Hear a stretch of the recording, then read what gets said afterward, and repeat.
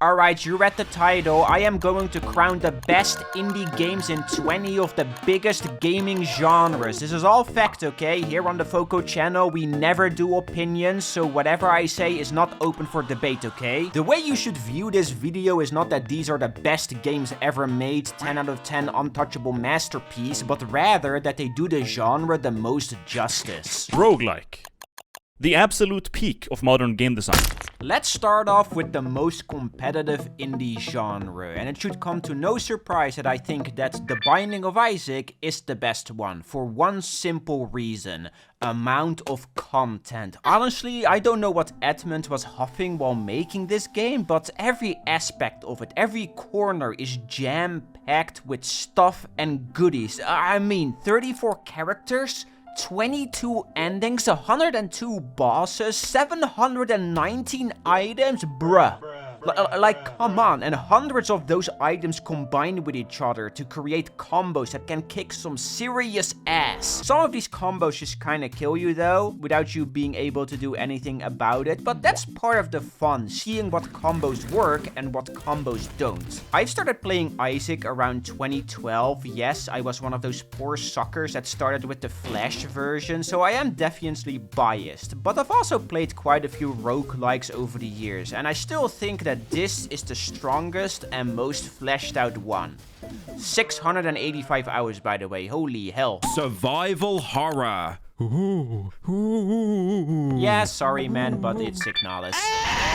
The thing I appreciate the most about survival horror are the more slower paced gameplay moments that put a big emphasis on atmosphere. Crow Country also did this really goddamn well, by the way, but Signalis definitely takes the cake because of how shrouded in mystery it is. Now, I played this game twice, and if I'm honest, I still don't know what the hell is even going on. There were so many twists and turns and chunks that are played out of order and characters that die and then come back. It's a real head scratcher for sure, but that's also kind of the point. It's a game that doesn't want to be fully explained, and you're mostly just supposed to roll along with the flow and soak in all the visual eye candy. The shooting is also very good, exploration and inventory management is superb, the puzzles are goddamn evil. It's a survival horror game perfected to a T. But if you're new to the genre, I still recommend checking out Crow Country first, because Signalis gets goddamn confusing for sure. Body game.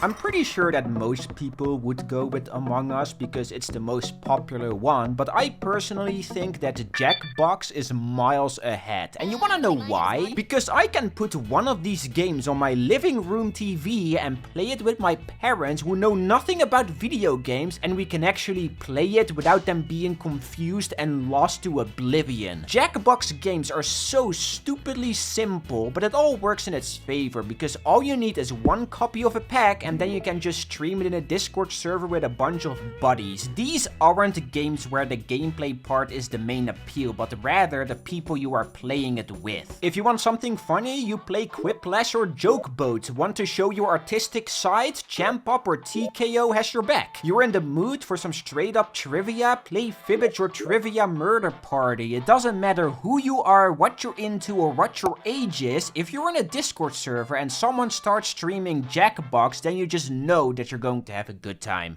Actually, Foco, Jackbox is 10 games, not 1, so this entry of your list isn't valid. I'm going to start throwing hammers at you, okay? Shut your little mouth. First-person shooter. I mean, people will start throwing rocks at me if I pick anything other than Ultra Kill. That was a close one, wasn't it? This is definitely the most bombastic game in this list, because you don't just casually play Ultra Kill on a calm and cool Saturday night. Because this title takes over your body and starts summoning demons to your realm for the funny. It's a chaotic ass game with bullets, blood and body chunks flying all over the place. It is nuts, man. You are dodging and weaving through all of it, trying to survive while at the same time looking like a badass by chain-killing monsters and slurping up their blood, trying to go for that silky smooth ultra kill grade in the style meter. That's like the name of the game, no way! Sometimes it is a little much though, but every mechanic of it plays into that murder robot fantasy, and the different weapons the game chucks at you are all awesome in their own way. I mean, rocket surfing? Come on now. There is even a part where it parodies The Witness.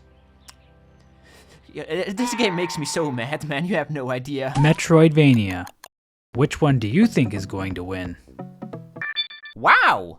What a surprise! I mean, what can I say that hasn't already been said? Hollow Knight is really, really good. It's a game that feels like it doesn't want to end. It is so big. There are so many regions with their own unique traps, enemies and bosses, shortcuts to unlock, abilities to obtain, hidden secret areas to find that want to test your skills. Zote!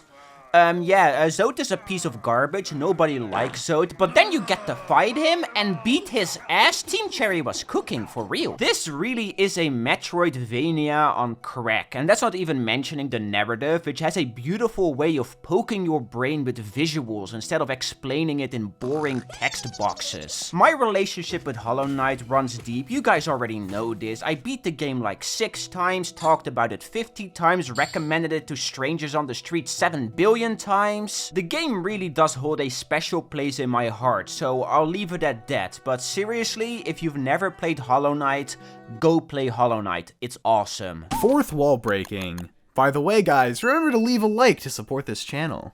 This is a really tough category in my opinion, because all of these games do some really wacky and creative things. But I do think that Shipwreck 64 gets the most absurd. Spoilers, by the way, you have been warned, but the entirety of this game is built around unlisted YouTube videos and hidden secret websites that are linked throughout the game. At one part, it makes you download an entirely separate version of Shipwreck 64 to solve a big puzzle called Codebreaker, and this is a 350 megabyte file, and this game does this continuously. There are so many cool puzzles here, real mind twisters that makes you keep jumping in and out of the game to solve them. It is so cool. And the rest of the gameplay is a horror game done really, really well. I streamed this game on my second channel. Subscribe, you know the gist. And I was genuinely pooping my pants. I was too scared to even move around the environment and progress. It is such an incredible game with an immensely grabbing narrative, and I just love it to bits. One Shot is a close second though. This game is also really, really good. Exploration. I mean, if you've been following my channel for the slightest, then you know that I absolutely adore Rainworld. You're wrong. This game is like a wolf in sheep's clothing, because when you look at it for the first time, you think, oh, that's a cute little game about a little slug cat. He looks so cute and wholesome. Too bad, sulfuric acid. And because this game is so difficult, every baby step forwards feels like a leap, and there are so many picturesque rooms, so many vistas that tell a story of what happened. One of my favorite gaming memories of all time is from this game, which is arriving at 5 pebbles for the first time. So far throughout your adventure, you've been slithering across nothing but broken, unrecognizable terrain for 10 plus hours. But once you arrive here, the environment becomes very biomechanical. You fly your way up this structure with 0 gravity, surpassing buzzing lamps and slithering wires. The music starts to take center stage, overwhelming you. The visuals aren't even conceivable anymore. Chills genuinely run down your spine, but once you crawl down this door, everything stops. And then 5 Pebbles gives you a pep talk telling you to game end yourself. What a game, man. 10 out of 10. Mascot Horror. Where's Hello Neighbor? This list sucks. Yeah, I mean... What else were you thinking? This is a very strange category because if I'm honest, a lot of these games aren't that great. They are alright on a gameplay level at best, but the way I see it is that Mascot Horror isn't really about gameplay. It's about funky character designs and remixing the concept of it to death and back. It's about interweaving a super cryptic narrative into these games, giving that to the community and telling them to figure it out. Go on, make over 100 FNAF FNAF theories, I dare you. And I mean, the original FNAF games were absolute king at this. Yes, I am grouping the first 7 games together because just like Jackbox, they are all basically the same with small tweaks. If you play FNAF 3, you will most likely have a very similar experience compared to playing Sister Location. Yes, they all play slightly different, but the concept of it is the same. Survive the night, get jump scared, see a bunch of different versions of the animatronics, and then get mad online because FNAF is so popular. I keep saying to myself that I don't like FNAF, but somehow I keep coming back to it. It's like a guilty pleasure. Hey there, Foco. It's me, Chupo, your one and only neighbor. Hello, neighbor. 2D platformer. You better pick the right one. While I do personally like Pizza Tower the most overall, if we look at it solely based on platforming, Celeste definitely takes the cake. Good job. And I mean, oh, what a shocker, right? This gem's platforming is super tight and precise while always feeling fair and balanced. Your mistakes in this game always feel like they fall on you and only you, which is really hard to perfect, may I add. I've played this game for about 50 or so hours, and I've never had a single moment where I got mad at the game. I got mad at myself for sure. The final levels are tough as nails, but beating them does feel really rewarding. It's a super simple game on the surface. You have a jump, a dash, and a wall climb. That's it, but they built around that with all sorts of gadgets and gizmos, and they get really creative with it. They got this feather that is just peak, bumpers, rhythm blocks, dash crystal, space block. I mean, space block is awesome, man. All my homies love space block. And then they combine everything together for a big final hurrah in the farewell chapter. Ooh! It's good, okay? This is a good game, let me tell you. Turn-based RPG. You know what? I'm not even gonna tell you what That's game cool. it Yeah, is. just We're talk just right jumping right into it, okay?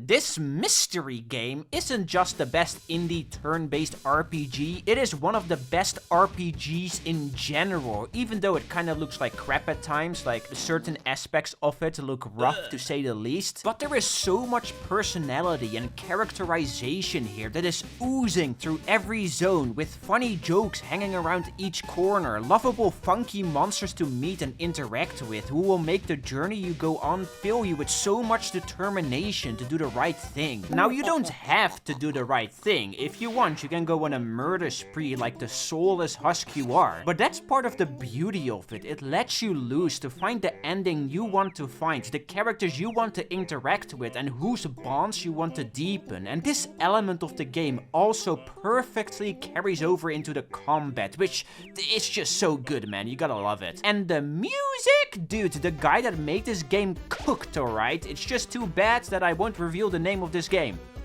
Yeah, sorry guys, but I'm gatekeeping. Sucks to suck, I guess. Survival.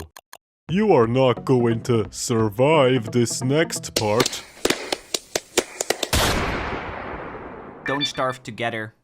Need I say more? Survival games in general are most of the time kinda janky, unpolished animations, rough art styles, awkward combat. They usually aren't that well thought out in my humble opinion. But Don't Starve nails all of these key elements to hell and back. It is such a visually charming survival game with a mountain amount of content that has built up over multiple years of continuous updates. I've played this game for almost 1,000 hours and I still haven't even seen everything that it has to offer. There are so many routes you can go down, so many builds to make, so many food sources to take advantage of and gear to acquire. And it's hard, man. This is not a game for the faint of heart. It is complex. Some bosses can literally one-shot you. Enemies can stun lock you with ease. It is an unforgiving and brutal game, but that also makes progress taste that much sweeter. Comedy.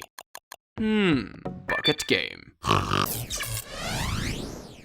Where he go? I should start off by saying that comedy, yeah, it's really subjective, and all 4 of these titles are wildly different when it comes to their jokes and sense of humor. But the reason why I think that the Stanley Parable is ahead of the others is because it literally is ahead of you when you're playing it. This is a game that wants to mess with your mind. It twists your expectations every second it gets the chance, and there are so many gags here, so many clever jokes that genuinely make you chuckle. The Stanley Parable is basically a flowchart, and depending what way you flow down on that chart, you get different endings with their own joke/narrative. Not all of them are winners, but it's impressive how many of them hit the nail on the head just right. You have the Stanley Parable 2 gag with the infinite hole, the jump circle, adventure line, memory zone, the fig leaves, the buckets, the insanity ending. It is all hilarious. And yes, there are multiple different versions of this game, and while Ultra Deluxe has the most amount of content, you will still get a good laugh by even playing the demo, or hell, the Half-Life 2 mod that started it all, which is now really easy to download through the Steam Workshop thanks to the Half-Life 2 20th anniversary. It's a funny game. There isn't much more to say about it. Card game. I love gambling. I mean, if we're talking card game, you really can't get more card gamey than the card game Balatro.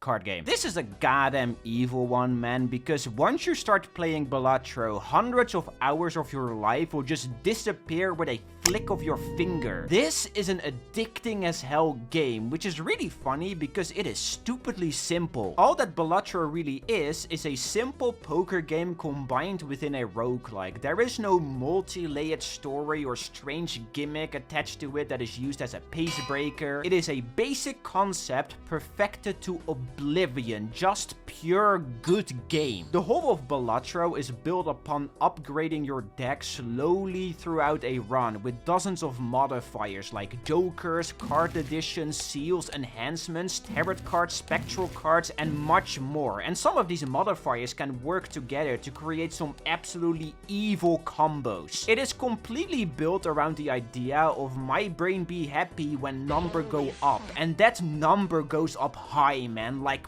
really high. I'm talking cookie clicker levels high, okay? And it will put you into an hypnosis, which is amplified from the clicky sound effects, the subtle screen shake, the spiraling background, which is accompanied with woozy music that is only 4 minutes long, but somehow doesn't get tiresome. Among Us? Isaac? Come on now, that's how you know that this is a good game.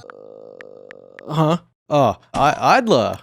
Yes, I know that Cookie Clicker is the most recognizable one by far, but I think Rusty's Retirement captures the essence of an idle game the best. This is a genre built around the idea of not playing the game. I might have 660 hours in Cookie Clicker, Jesus Christ, please cleanse my sins. But only 25 or so of those hours is me actively playing the game. The same goes for Rusty's Retirement, but this title has a funky trick up its sleeve. It sits at the bottom of your screen while you are doing other stuff. That is the only reason why I like it more compared to other idle games. There is no real goal, you just make a pretty garden and that's it. But seeing it slowly grow and evolve over time is really charming and cute. Idle games are so stupid, there isn't really much more to say about it, but I really like the idea of a game that just sits at the bottom of your screen while you are doing other stuff like work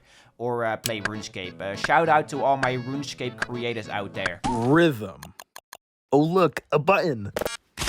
I feel like a lot of rhythm games kind of fall into the samey gameplay loops, but I think that Rhythm Doctor gets the most creative with it. Here is a fun fact about me. I used to play the snare drum when I was younger. I wasn't very good at it, but it did teach me the basics when it comes to tempo, and I think that's one of the reasons why I really like this game. You only press one button in Rhythm Doctor, the spacebar, at the right time, and yeah, that's it. It's really basic, but the thing that makes it special in my eyes are all the mechanics surrounding it. There are so many different beats that all ask you to be on your toes. Swing beats, freeze beats, square shots, X'd out beats, hold beats, one shots. That's the wrong one shot, but I'll take it. Rhythm Doctor just makes you jazz out, freaky style, and it feels good to play. If that was everything it has to offer, it would have been really fun, but nothing mind-blowing. But the boss stages is where this game goes full on sicko mode.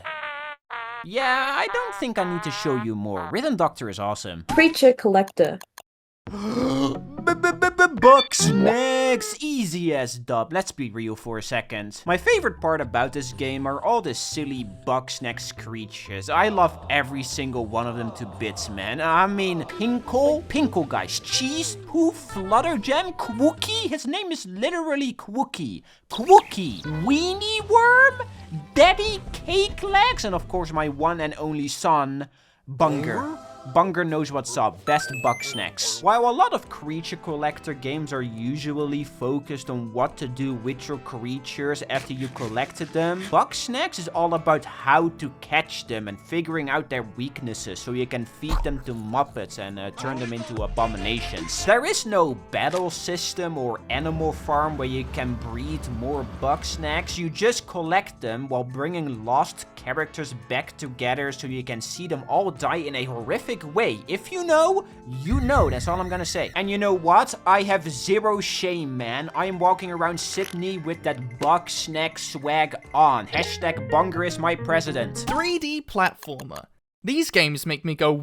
This was by far the hardest genre to pick a favorite from by far, because I love 3D platformers in general, but I decided to go with Corn Kids 64. Mamma mia! A good 3D platformer isn't just about jumping to mindless platforms and calling it a day, but a lot of the enjoyment also comes from the aesthetics of it, context for what you're jumping on, the animations of your character and how they react to the surroundings, how you can express yourself through movements. And Corn Kids 64 nails this to absolute oblivion. It is nuts how much charm and style this little title has packed. I mean, you just take a peek at this slip animation, okay? Look how the little guy's getting stretched and squashed. It is so expressive. You just gotta love it. The movement here is also just so sleek and smooth. The ground pounds, the air dash, the ledge grab, the wall jump, all of it is just, it's just, mwah. It is so good. There is so much flavor here, packed into every corner. It isn't super in-depth with its mechanics. It isn't super long, but it's 100% quality over quantity. God damn, is this game awesome. Strategy. I mean, the shirt says it all. I am not really the right person to ask about this genre, but I do like myself a quick round of Into the Breach. Playing this game is like playing chess, but you are in check 95% of the time, and somehow, while all the odds are against you, you have to find a way to beat the enemy through clever maneuvering and smart decision making. Seriously, man, this game is brutal. The stakes are so high, and one small little petite mistake can end your entire run like that. So it's up to you to beat those odds by having the bigger brain, and we all know that my brain is the biggest. I am super smart. There are so many cool plays you can pull off in this game, man. So many combos to perform to kick some serious ass. You can slam a bug into a wall, electrocute multiple of them if they're standing in a group, shoot open dams and let the water wash them away, and that's only scratching the surface of it. The way you should see it, okay? I am not a big fan of strategy games, but Into the Breach made me like strategy games. That's how you know that this is a good game. Casual/cozy.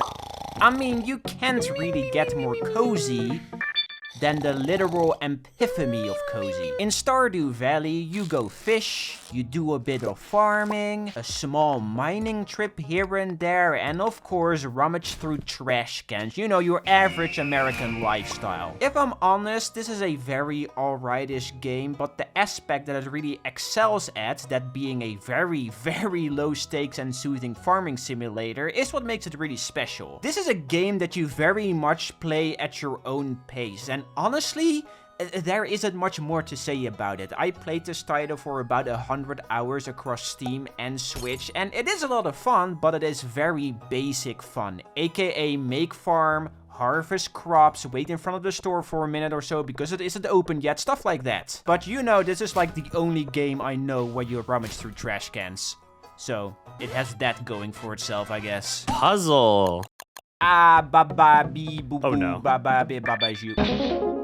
This is a block pushing game where the creator of it decided to do 10 lines of illegal substance before going into work every day. I've played a handful of puzzle games, both good and bad, definitely bad. But none of them have ever aha'd me as much as Baba Is You. The Witness was kinda close, but that game also annoyed the living hell out of me. It made me really mad, to say the least. But Baba Is You's puzzles are so meticulously made that every single one of them will stomp you in some way, shape, or form. And once you beat one, you will just do the funny Willem Dafoe facepalm gif. Every puzzle in this game makes you feel like the answer was always crystal clear and super obvious. The premise of it is super simple. You have words laying around the play area that create sentences, which will create game rules. A really simple example would be Baba Is You, making you play as Baba, but you can swap out Baba for Keke, making you play as Keke, or even Flag, or Key, or Rock, and it built on top of this simple premise, and it goes absolutely bonkers with it. But yeah,